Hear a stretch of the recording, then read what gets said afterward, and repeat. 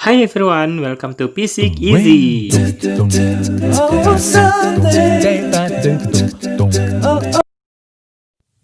Baik, di video kali ini aku mau membahas mengenai vektor.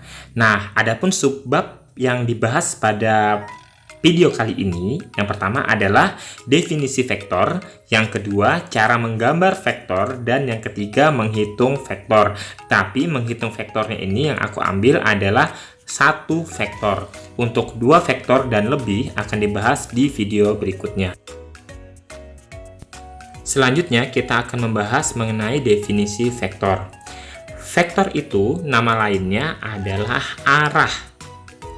Ya, jadi vektor itu bisa kita katakan sebagai arah.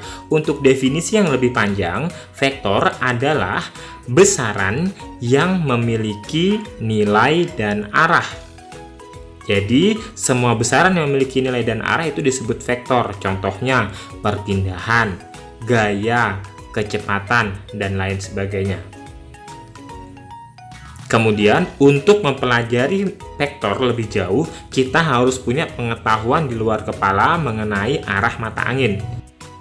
Sewaktu di SD, bahkan kita pernah mendengarkan lagunya, seperti Timur Tenggara, Selatan Barat Daya, Barat Barat Laut, Utara Timur Laut. Nah, sekarang kita pakai garis batu 4 ini. Yang perlu kalian ingat adalah bagian atas itu selalu utara dan bagian kanan itu selalu timur.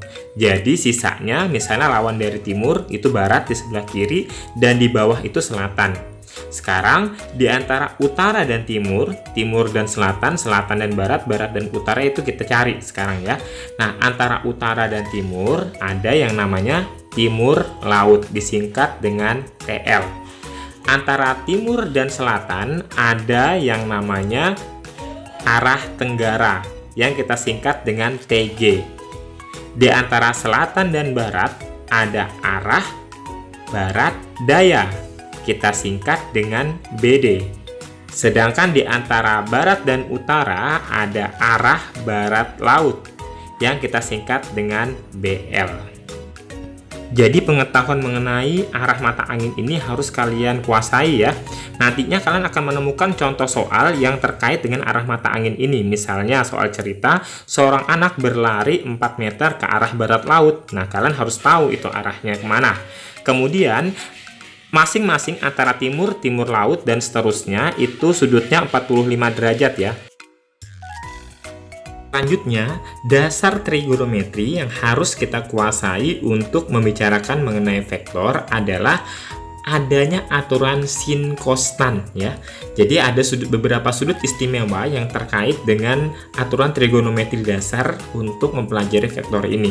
Kita tulis dulu, di sini ada sin, di sini ada cos, di sini ada tangen.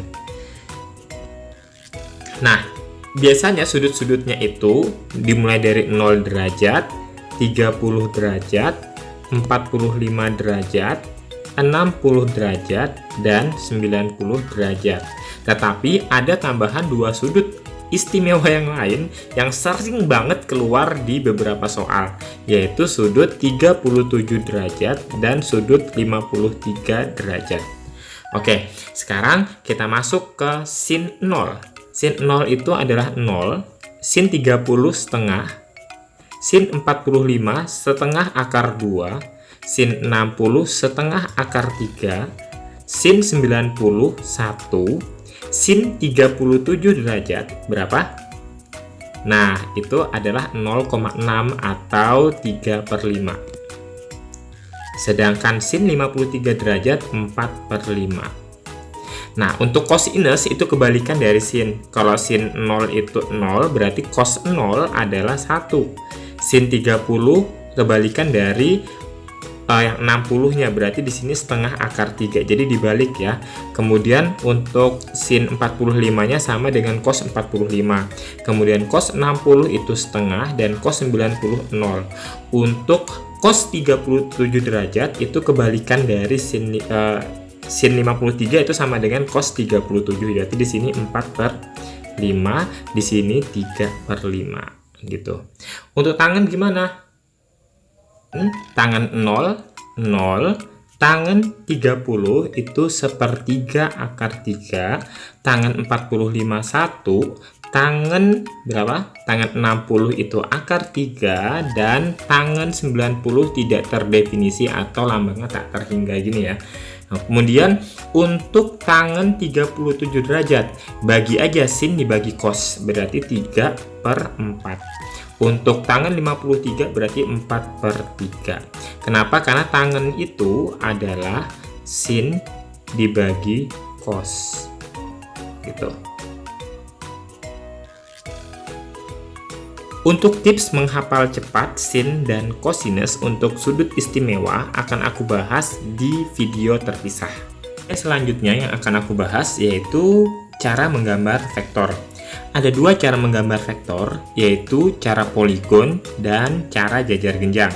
Misalnya aku punya 3 vektor panjang ya, misalnya 3 vektor panjang. Pertama vektor A. Di sini ada vektor, aku ganti warna dulu deh. Oke, aku ganti warnanya dengan yang hitam aja. Oke, misalnya aku punya vektor A sejauh 10 meter ke arah kanan. Jadi ini vektor A. Cara menuliskan lambang vektor itu biasanya di atasnya dikasih arah panah. Arah panah di bagian atas dari huruf itu menyatakan bahwa besaran tersebut memiliki arah atau disebut dengan besaran vektor. Misalnya ada vektor A ke kanan sejauh 10 meter. Kemudian ada vektor B ke arah atas sejauh 8 meter. Ini vektor B. Dan ada vektor C yang ke arah timur laut, ya, vektor C ke arah timur laut sejauh 6 meter yang membentuk sudut. Oke, ini 6 meter yang aku hapus dulu. Membentuk sudut 30 derajat terhadap arah horizontal. Vektor C ini nilainya adalah 6 meter. Jika kalian ingin memastikan berapa hasil penjumlahan, nanti kita bahas sebenarnya di bagian selanjutnya ya. Jadi kalau kalian ingin menghitung penjumlahan antara beberapa vektor, kalian tinggal menggunakan penggaris atau mistar, yang mana skala dari vektor yang ingin kalian tentukan itu disesuaikan dengan skala di kertas kalian. Misalnya nih, vektor A yang ke arah timur ini 10 meter, maka kamu bisa menggunakan mistar dengan skala 10 cm di kertas. 8 meter bisa kamu jadikan 8 cm di kertas, sehingga hasil penjumlahannya bisa kamu dapatkan seperti itu. Nah, kemudian nantinya hasil penjumlahan itulah yang akan kamu hitung atau ukur dengan menggunakan mistarnya ya. Nah, sekarang kita akan fokus kepada cara menggambar vektor, cara menggambar dua buah vektor. Ada dua cara menggambar vektor. Yang pertama yang akan kita bahas adalah cara poligon, atau nama lainnya adalah cara segitiga. Menggambar dengan cara poligon ini hanya menghubungkan atau meneruskan garis yang sudah ditentukan, misalnya vektor A ditambah vektor B, maka nantinya vektor A kemana, nanti ditambahkan ujungnya itu ke vektor B, sehingga nanti dari pangkal ke ujung akhir itu diteruskan, nanti akan didapatkan resultannya. Nah, di sini aku mau mencari vektor A ditambah vektor B seperti apa. Sekarang kita tentukan dulu vektor A ke arah timur, kemudian ujungnya itu tinggal dihubungkan dengan vektor B ke arah utara. Jadi pangkal ya dari titik permulaan titik A dihubungkan dengan titik akhir di B, maka hubungannya itulah kita tarik garis, disitulah resultannya atau hasil penjumlahan A plus B, seperti itu. Nah, ini yang aku maksud tadi, kalau kalian menggunakan mistar, A plus B nya itu tinggal dicari dengan diukur menggunakan mistar ya. Nah, sekarang kita tulis aja nih, vektor A 10 meter ya, vektor A tadi 10 meter, kemudian ditambahkan dengan vektor B 10 meter juga. Kamu bisa menggunakan skala cm tadi aku bilang. Jadi kalau misalnya skala cm tinggal diganti 10 cm ditambah 8 cm. Oke, nanti kamu tinggal mengukur hasil penjumlahan A plus B-nya itu berapa dengan menggunakan mistar. Skalanya jangan lupa diubah menjadi skala yang sebenarnya. Oke, selanjutnya kita lanjutkan dengan cara menggambar vektor yang kedua. Cara menggambar yang kedua kita sebut sebagai cara jajaran genjang. Nah, cara jajaran genjang ini beda dengan cara poligon. Jadi cara jajaran genjang ini dengan menghubungkan semua vektor itu ke titik asal atau titik permulaan. Misalnya tadi kan ada vektor A ditambah vektor B, maka kita tarik dulu garis vektor A ke arah timur sejauh 10 meter. Di situ vektor A 10 meter ke arah timur. Kemudian kita tarik lagi vektor B ke arah utara, tarik di titik pangkal. Jadi menghubungkannya ke titik pangkal dari vektor permulaan ya, atau vektor yang pertama tadi. Nah, kemudian kita buat kotak nih, kita buat garis hayal kotak yang menghubungkan antara B dan A. Nah, jadi untuk yang kita tarik yang pertama ini kan ke arah timur nih. Jadi kalau ke arah timur, besarnya atau panjangnya harus sama dengan panjang A. Ya, ini kita gambar dulu, harus sama dengan panjang A ya. Kemudian untuk yang sejajar B harus sama panjangnya dengan B.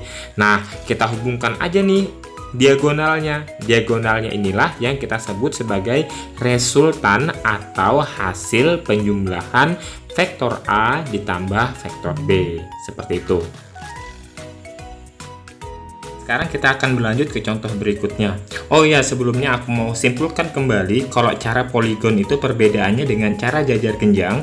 Ingat, kalau cara poligon itu dia menggambarnya berlanjut ya. Jadi ini menggambarnya berlanjut. Sedangkan untuk cara jajar genjang itu perbedaannya dia selalu dari titik asal. Titik pangkalnya atau titik asal gitu ya. Oke, sekarang kita masuk contoh yang kedua. Kalau contoh yang pertama tadi A plus B, sekarang kita coba A plus C. Seperti apa hasilnya? Untuk cara poligon A plus C, ingat karena poligon itu cara berlanjut, maka kita gambar dulu vektor A 10 meter. Kemudian di sini vektor A. Kemudian vektor C-nya langsung aja kita teruskan di sini. Itu kan 30 derajat. Vektor C-nya di sini. Nah, di sini sudutnya adalah 30 derajat. Maka ingat, untuk cara poligon ini untuk menggambarkan hasil penjumlahan antara A plus C adalah hubungkan titik pangkalnya dengan titik ujungnya seperti ini. Maka garis ini kita sebut sebagai hasil penjumlahan A plus C. Oke, itu untuk cara poligon. Sementara untuk cara jajar genjang, kita hubungkan atau kita pakai koordinat bantu ya. Jadi kita gambar dulu koordinat bantunya. Gini aja cukup. Nah, pertama kita gambar dulu vektor A. Vektor A itu di sini 10 meter ya, A. Kemudian vektor C-nya dia membentuk sudut 30 derajat. Berarti di sini ya, tuh. Ini vektor C. Maka kita gambar dulu terusannya untuk vektor C kan di sini. Nah, kita gambar garisnya harus sama ya ini ya. Kemudian vektor A-nya di sini. Tuh. Maka kita gambar aja nih diagonalnya yang kita pakai itu adalah resultannya, atau nama lain resultan itu adalah hasil penjumlahan A plus C. Oke, itu untuk cara jajar genjang. Mau contoh lagi? Oke, kita lanjut ke contoh yang ketiga. Contoh yang ketiga, aku mau memberikan A plus B plus C. Berapa hasilnya? Kita cek ya. Jadi untuk cara poligon kita gambarkan ujung dengan pangkalnya ya. Pokoknya caranya berlanjut gitu loh. Jadi kita gambar dulu vektor A-nya di sini 10 meter itu A-nya, kemudian B-nya ke atas, di sini B. Nah, ini vektor B-nya, dan vektor C-nya membentuk sudut 30 derajat, berarti aku anggap di sini. Sorry. 30 derajat berarti di sini kita pakai garis bantu dulu, horizontalnya di sini, maka yang ini tuh. Ini vektor C. Nah, untuk mencari hasil penjumlahannya, maka kita tarik aja garisnya dari sini. Kita hubungkan, ini kan pangkalnya ya, ujungnya, ujung pangkal di sini, ujung akhirnya, titik awal, titik akhir. Jadi kita hubungkan titik awal, titik akhir untuk mencari hasil penjumlahan A plus B plus C. Jadi hasilnya adalah ini, tuh. Jadi garis dari sini ke sini itu disebut A plus B plus C. Nah, sementara untuk cara jajar genjang ini kita tidak bisa langsung menggambar tiga-tiganya. Jadi kita harus menggambar per 2 vektor. Ingat, cara jajar genjang ini hanya bisa digunakan, tidak bisa digunakan secara sekalian. Misalnya ada 3 atau 4 vektor penjumlahan, dia harus dijumlahkan per 2 vektor dulu, baru dihubungkan dengan vektor berikutnya. Oke, kita ambil koordinat bantunya dulu ya. Kita bikin di sini, kemudian di sini. Tuh, anggap aja ini udah rata. Kemudian pertama kita gambar dulu vektor A. Vektor A kan di sini. A, di sini vektor B-nya ke atas. Tuh, B-nya, maka tadi kan sudah seperti di awal tadi. Nah, maka di sini adalah resultan. Aduh, gambarnya miring lagi. Maka di sini adalah resultannya tuh. Nggak apa ya, miring ya. Di sini A plus B-nya. A plus B. Itu A plus B-nya di sini. Nah, sementara untuk menggambar vektor C-nya, jadi A plus B plus C. Jadi C-nya kembali kita gambar. Dia kan membentuk sudut 30 derajat, berarti anggap aja di sini. Ini C-nya, vektor C. Nah,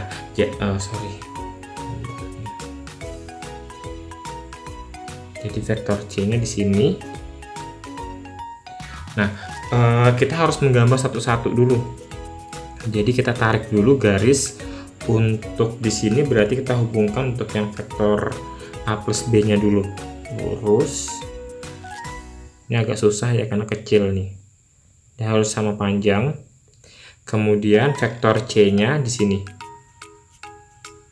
Tuh. Ini C-nya nggak begitu kelihatan ya. Tuh, lambangnya. Ntar aku perbaikin lagi. Jadi kita hubungkan aja di sini ke sana. Tarik sampai ke sini. Itu adalah A. Aku tulis di sini aja. A plus B plus C. Oke, ini agak miring. Jadi yang aku kasih garis bantunya itu adalah A plus B plus C-nya. Oke, contoh yang keempat ini aku anggap kayak vektor selisih gitu loh. Misalnya nih aku tulis vektor A ditambah kebalikan dari vektor B atau minus vektor B. Berapa hasilnya? Nah, kita lihat. Untuk cara poligon ini kita gambar dulu vektor A-nya. Di sini vektor A. Vektor B itu kan positifnya ke atas nih. Ini kan B positif. Nah, lawannya itu kan ke bawah nih. Kalau yang ke arah bawah itu berarti minus B gitu. Nah, berarti kita gambar aja minus B-nya ke arah bawah kan. Kalau plus B kan ke atas, kalau minus B kan ke bawah. Jadi ini vektor B, maka untuk cara poligon ini kita tarik aja titik pangkal. Kita tarik aja titik pangkal ke titik ujungnya. Maka di sini adalah A plus B minus B ya. Oke, untuk cara jajar genjang gimana? Sama aja kayak tadi, kita perlu koordinat bantunya dulu kita gambar seperti ini. Kemudian kita gambar dulu vektor A-nya ke situ, vektor A, kemudian vektor B-nya ke arah bawah. Cuma 8 meter. vektor B-nya ke bawah, ini B. Maka kita tarik garis bantunya kayak gini. Tuh, ini juga tarik garis bantunya. Ini adalah A ditambah min B. Ini min. Oke. Ini cara menggambar vektor. Jadi, sudah aku kasih 4 contoh, semoga kalian bisa paham. Dan di akhir video ini, aku akan memberikan kalian exercise untuk berlatih di rumah dan komen ya jawabannya. Sekarang kita masuk ke subbab berikutnya, yaitu menghitung vektor. Untuk yang pertama yang akan saya jelaskan adalah menghitung, hitungan satu vektor aja aku tulisnya. Jadi yang pertama adalah hitungan satu vektor.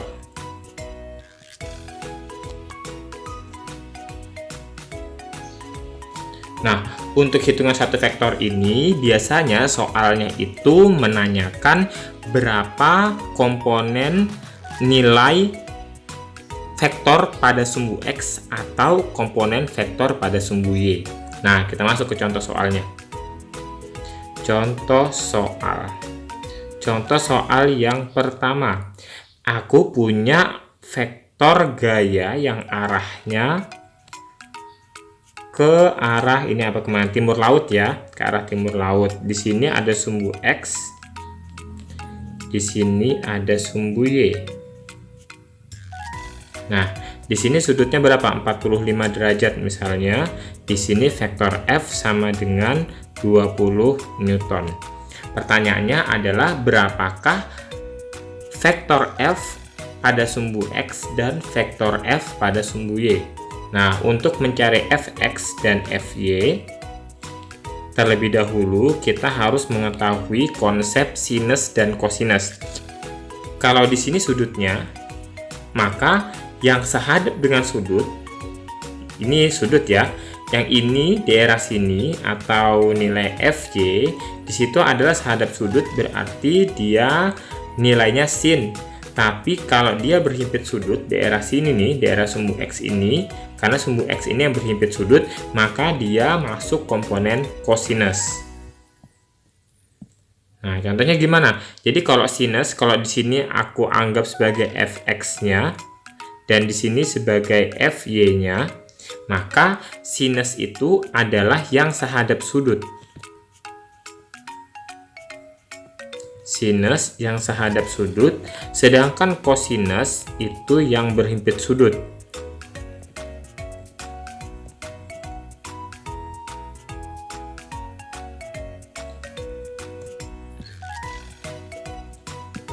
Yang berhimpit sudut. Nah, kalau di sini kita lihat Fx ini nih, Fx ini dia berhimpit dengan sudutnya tuh. Dia nempel dengan sudut 45 derajat, sehingga Fx ini bisa kita tuliskan persamaannya adalah gaya F dikalikan kosinus sudutnya. Sudutnya 45 derajat. Nah, F-nya nilainya 20. Kosinus 45 seperti yang kemarin sudah kita bahas, cos 45 itu setengah akar 2. Jadi nilainya adalah 20 dikali setengah akar 2 sama dengan 10 akar 2. 10 akar 2 Newton. Sedangkan Fy, karena Fy itu di daerah sini, nah Fy itu dia tidak menempel dengan sudut, dia itu sehadap dengan sudut. Kalau kita buat garis yang sejajar, maka Fy itu di sini nih. Nah, garis yang sejajar ini itu menggunakan sinus. Berarti untuk Fy sama dengan F sinus 45 derajat. Berarti 20 sin 45 sama dengan cos 45. Setengah akar 2 berarti nilainya sama dengan 10 akar 2 Newton. Untuk contoh yang kedua ini, sudutnya aku mau ganti ya arah sudutnya. Sekarang kita lihat. Di sini aku buat garis bentuknya dulu.